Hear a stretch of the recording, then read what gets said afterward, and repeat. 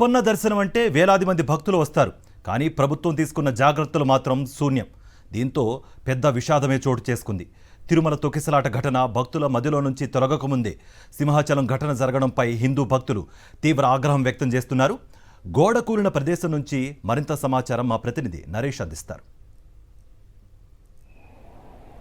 చిన్నపాటి నిర్లక్ష్యం కూడా పెను ప్రమాదం తెచ్చిపెడుతుంది.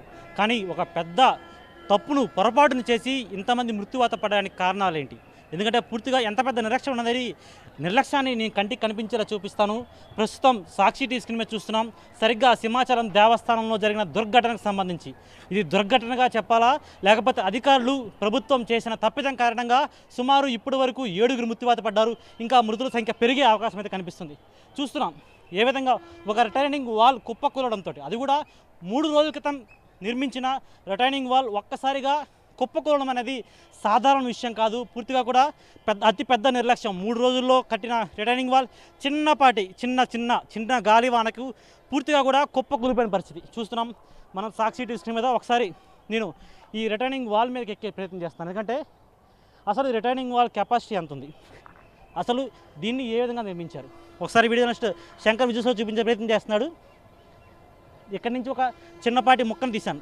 దీనికి సంబంధించిన ముక్కనే సిమెంట్ ఎలా రాలుతుందో చూస్తున్నాను. పూర్తిగా మనం సాక్షి టీవీ స్క్రీన్ మీద చూస్తే అంటే ఒక రిటైనింగ్ వాల్కి సంబంధించిన బ్రిక్ని నేను బ్రేక్ చేసి నా చేత్తో ఇలా నలిపితేనే మొత్తం సిమెంట్ మొత్తం ఈ విధంగా ఊడిపోతున్న పరిస్థితి.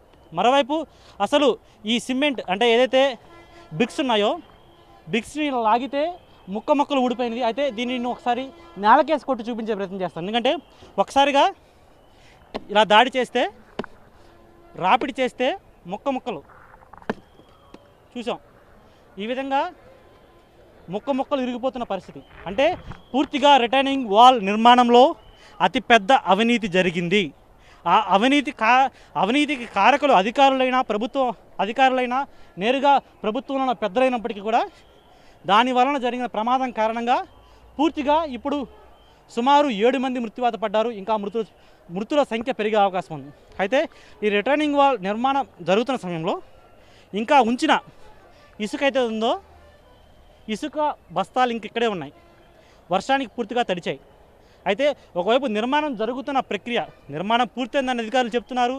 నిర్మాణం పూర్తయిన ఘటన ఉన్న ప్రదేశమే ఈ విధంగా ఉంటే అసలు ఇంతమంది మృత్యువాత పడడానికి కారణం పూర్తిగా రిటైనింగ్ వాల్ నిర్మాణంలో లోపాలు జరగడం. అయితే పూర్తి కల్తీగా ఏదో పేరుకే నామకే వస్తేగా ఒక రిటైనింగ్ వాల్ నిర్మాణం చేసేసి దానిని భక్తుల మీదకి వదిలేశారా అంటే అవుననే అనిపిస్తుంది. పూర్తిగా నేను ఇప్పుడు సరిగ్గా నిలబడి ఉన్న ప్రదేశంలోనే ఎంతోమంది విలవిలలాడుతూ నన్ను కాపాడండి, నేను చనిపోతున్నాను, నాకు ఊపిరాడట్లేదు అంటున్న ఆర్తనాదాలు ఇక్కడి నుంచే వినిపించాయి.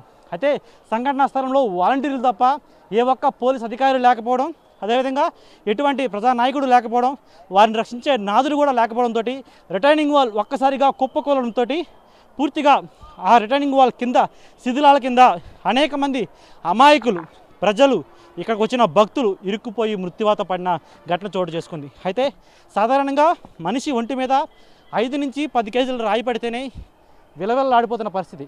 అయితే ఇక్కడున్న బ్రిక్స్ చూసాం. అంటే ఎంత నాసిరకమైన బ్రిక్స్ ఇక్కడ ఉన్నాయో, రిటైనింగ్ వాళ్ళకి సంబంధించిన కన్స్ట్రక్షన్ చేసిన బ్రిక్స్ని చూసాం.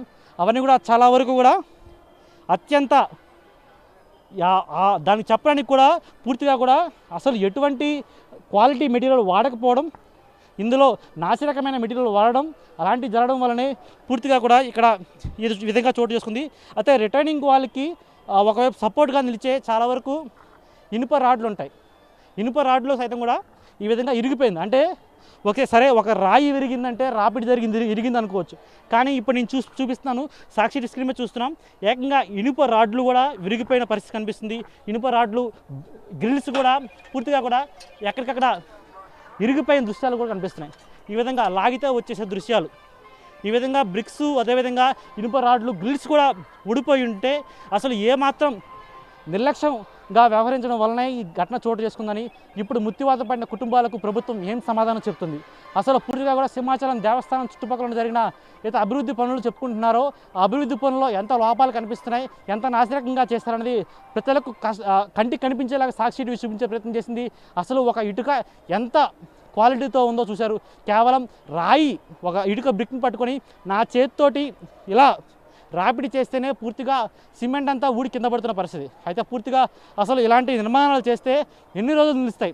ఏకంగా ఒక బిల్డింగ్ కట్టినట్లయితే ఖచ్చితంగా వందల మంది ప్రాణాలు పోయే అవకాశం ఉంది. ఖచ్చితంగా దీనిపై ప్రభుత్వం దృష్టి సాధించాలి. అదేవిధంగా మృత్యువాత పడిన కుటుంబాలకు న్యాయం చేయాలని కూడా భక్తులు డిమాండ్ చేస్తున్న పరిస్థితి కనిపిస్తుంది. వీడియో జర్నలిస్ట్ శంకర్తో నరేష్, సాక్షి టీవీ, విశాఖపట్నం నుంచి.